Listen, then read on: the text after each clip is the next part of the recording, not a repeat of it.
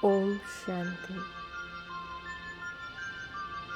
कभी कभी कई जगह हम बहुत बोलने की आदत रखते हैं। जैसे कहा जाता है कि मौन में बहुत शक्ति होती है, बिल्कुल वैसे ही कई बार बहुत ज़्यादा वाचा में आना ये एक दुष्परिणाम का कारण भी बन जाता है। ऐसी इसी बात पर एक आधारित कहानी। एक राजा बहुत अधिक बोलता था। उसका मंत्री विद्वान और हित चिंतक था और इसलिए सोचता रहता था कि राजा को कैसे इस दोष से मुक्त करूं और वह ज्ञान दो जो कि मनुष्य के हृदय में बहुत गहराई से उतरकर उसके स्वभाव का अंग बन जाता है। तो मंत्री हमेशा राजा के हित की सोचता रहता था और उचित अवसर की तलाश में था कि राजा को अपने इस दोष का अभ्यास हो और उसके द्वारा होने वाली हानि को समझकर उसमें से निकल जाए।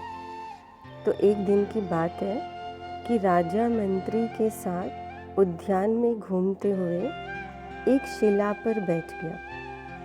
शिला के ऊपर एक छायादार पेड़ था।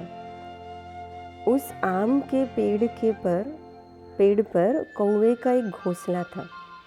उसमें काली कोयल अपना अंडा रख गई। कोयल अपना घोंसला नहीं बनाती, वरना कौवे के घोंसले में ही अंडा रख देती।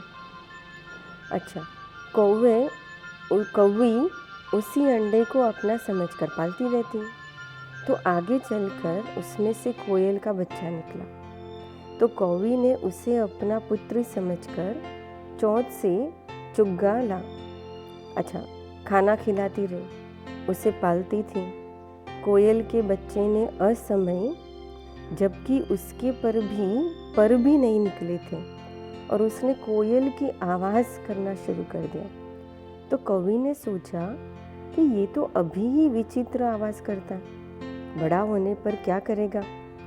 तो कौवी ने सोचा और उसको चोंच मार मार कर उसकी हत्या कर दी और उसे घोंसले से नीचे गिरा दिया।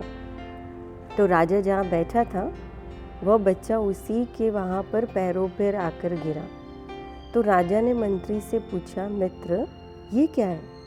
तो मंत्री को राजा की भूल बताने का ये अवसर मिल गया और इसी अवसर का फ़ायदा उठाकर मंत्री ने कहा कि महाराज देखिए, अति बहुत बोलने वाली की यही गति होती है।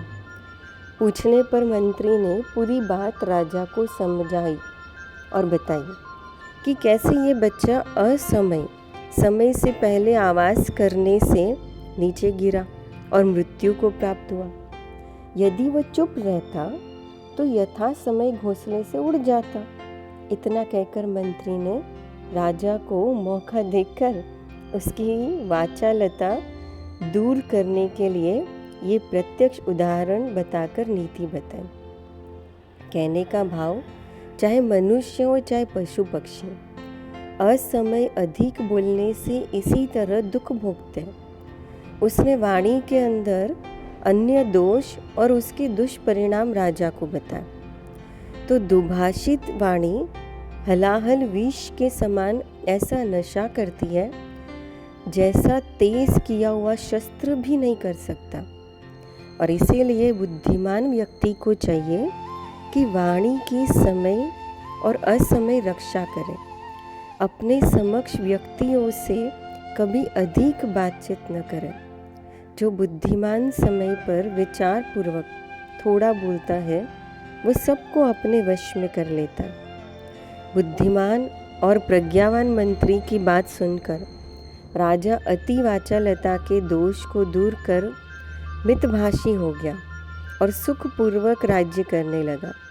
उसने प्रसन्न होकर मंत्री को मान और वैभव से कृतार्थ किया। अच्छा, ओम शांति।